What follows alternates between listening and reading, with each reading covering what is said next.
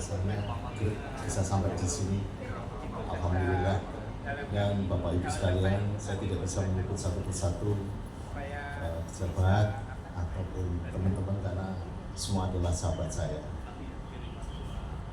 Pada saat itu saya ditelepon teman-teman dari komunitas Guyub Rukun Nusantara ini. Pak Ajar, kira-kira kalau ada pameran nanti tajuknya apa? Nah, apa saya nggak tahu.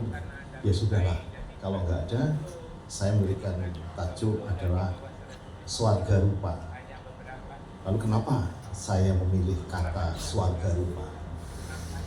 Swarga dari beberapa bahasa juga menunjukkan hal yang sama, adalah sesuatu menjadi tujuan hidup kita, di mana nanti di swarga atau di lokasi atau di loka tadi ada beberapa bentuk ide gagasan yang bermacam-macam, tapi di dalam ruang yang sangat membahagiakan, itu swarga.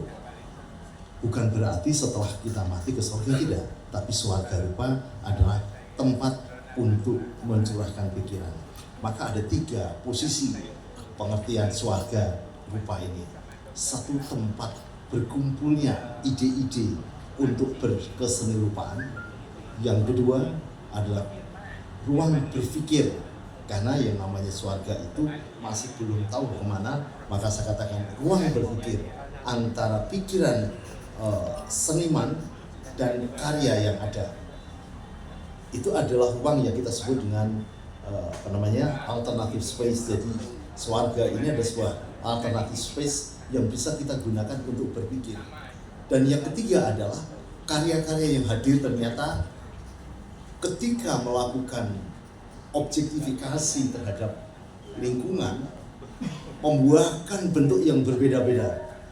Ada 2 hal, menghasilkan gaya dan juga menghasilkan sebuah aliran yang itu menyatu di dalam pameran ini. Luar biasa. Saya melihat dari beberapa foto sangat hebat sekali. Namun kalau saya lihat keseluruhannya ini, teman-teman seni rupawan Indonesia yang tergabung dalam Guyub Rukun Nusantara banyak dan ingin mengemukakan secara realistik. Dari gagasan yang realistik ini nanti menghasilkan realisme dan juga menghasilkan non-realisme, tetapi pikirannya adalah realisme.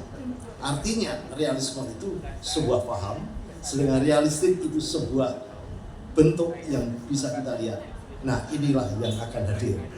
Dari sekian bentuk ini, ada realisme itu nanti akan berkembang. Ada realisme sosial, di mana mereka, teman-teman akan mengangkat kehidupan sosial yang diekspresikan ke dalam karya.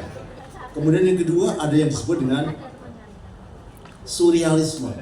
Ini juga banyak yang hadir di sini, surrealisme gitu ya Bu Ana ya. Bu Ana juga melihat luar biasa. Konsep itu ditampilkan dalam gaya yang berbeda-beda, di dalam langgam yang berbeda-beda. Ada yang disebut dengan langgam ekspresionistik, ada langgam yang bersifat dekoratif, walaupun realisme tetapi ditampilkan secara dekoratif, namanya dekoratif realistik. Itu sangat bagus sekali. Yang menjadi catatan penting buat saya adalah teman-teman ketika mengangkat sebuah objek, kita sebut dengan objektifikasi, ada 2 hal, yaitu objektifikasi material dan objektifikasi formal. Objektifikasi material adalah dia menangkap objek secara material, yang menangkap adalah panca indera kita. Dengan penciuman lalu punya gagasan, dikeluarkan jadi bentuk. Ini luar biasa. Kita tidak bisa diam karena ternyata ilmu seni rupa atau ilmu seni ini berkembang pesat sekali.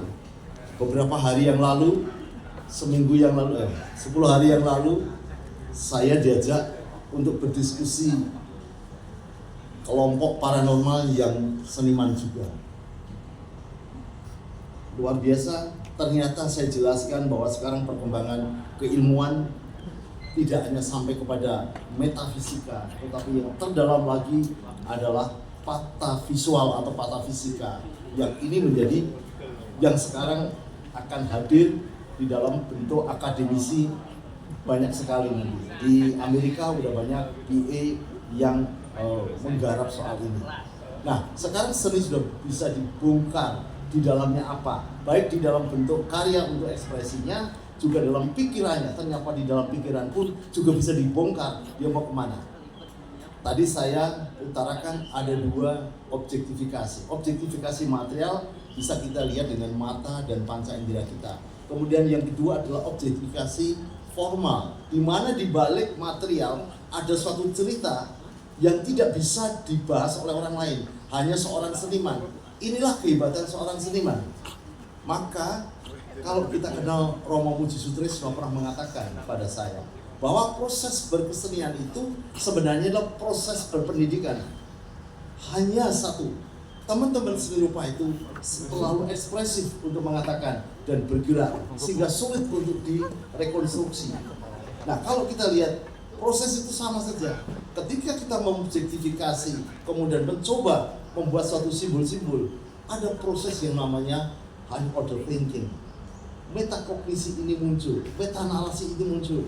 Tetapi bagi teman-teman yang non-seni, apalagi yang mengatakan saya orang teknologi, itu tidak ada apa-apanya. Tapi ternyata seorang seniman itu mempunyai gagasan yang luar biasa.